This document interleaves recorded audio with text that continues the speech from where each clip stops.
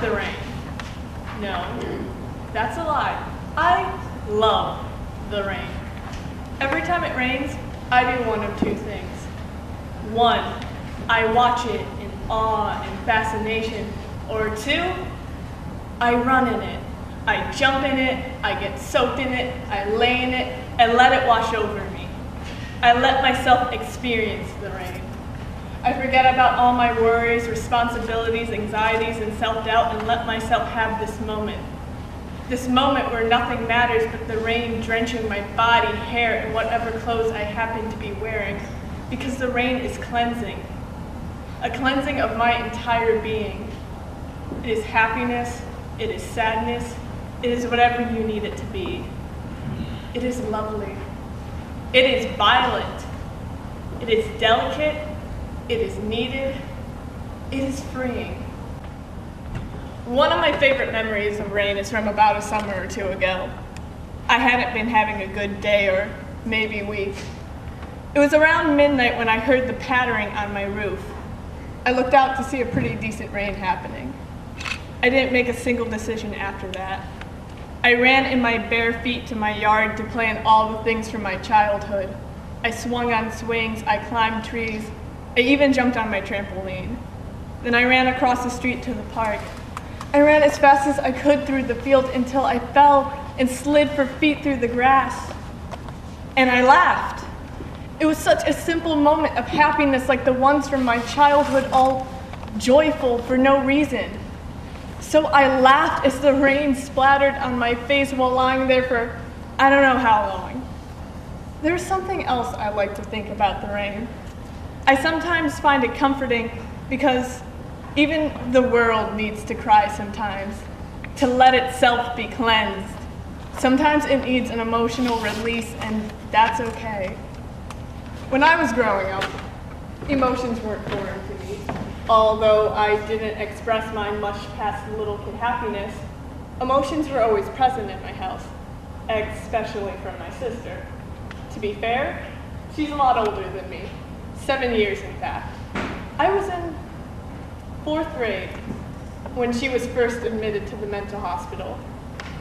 She was a junior in high school, which is what I am now.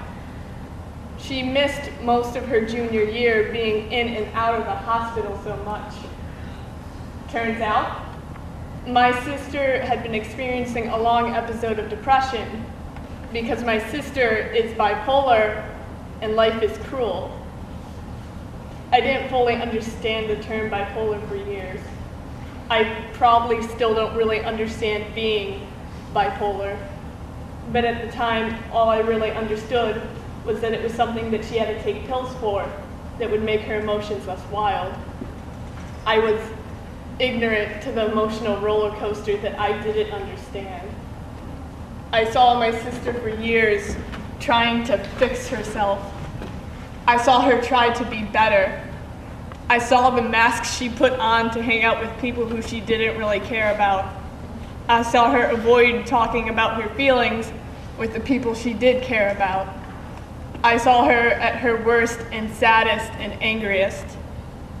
I saw the path of self-destruction she took to try to be normal. I saw her when she didn't care about herself or anything.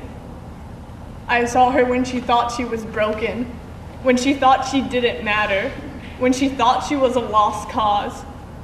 I saw her break down so many times that I lost count. I saw her when she was so very, very fragile. And I learned to be there. Be someone that she can tell her problems to. I learned that sometimes we just need someone to listen to us, or someone we can cry in front of because we feel like crying. When she first got back from the hospital, it was like I could breathe again. I hadn't realized anything. I hadn't understood anything. But when she was back, it was different. I no longer saw her as my embarrassing older sister. I saw her as a sister I'd like to get to know better. That's when we started to become close. I started appreciating her and truly seeing her.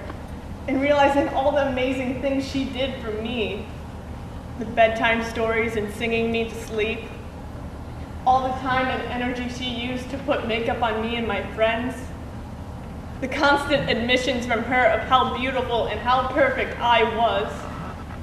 How she could make me feel like the most important person in the world when really, she was the most important person in the world to me. So we started spending time together and just being someone that we could talk to with no judgment, but unrelenting support and the best advice we could give. Her bad days were still there. I mean, they are still there. There are still days when she calls me and she feels broken. There are still days when she calls me at midnight because she's at a party and having an anxiety attack. There are still days I call her just to have someone listen to me talk endlessly and give me the best advice she can. She is still my sister. She is still important to me.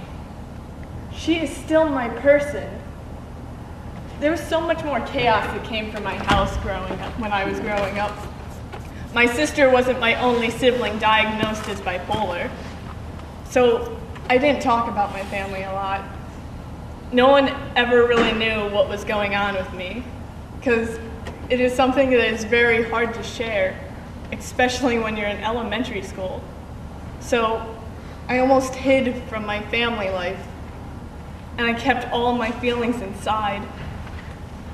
I think that's why I'm so honest with my life now. I very much don't hold anything back. I tell all the crazy stories of my present life. I usually tell at least one friend if everything feels terrible or if everything just feels numb. I don't lie to them at all, not even by omission most of the time. I just remember what it felt like to keep so much of my life from the people I cared about, and it hurt. It made it feel like there was a tight grip on my heart, and that's not something I want for my current life. I rather run and feel the rain hit my skin and soak through my core than to stand by and watch.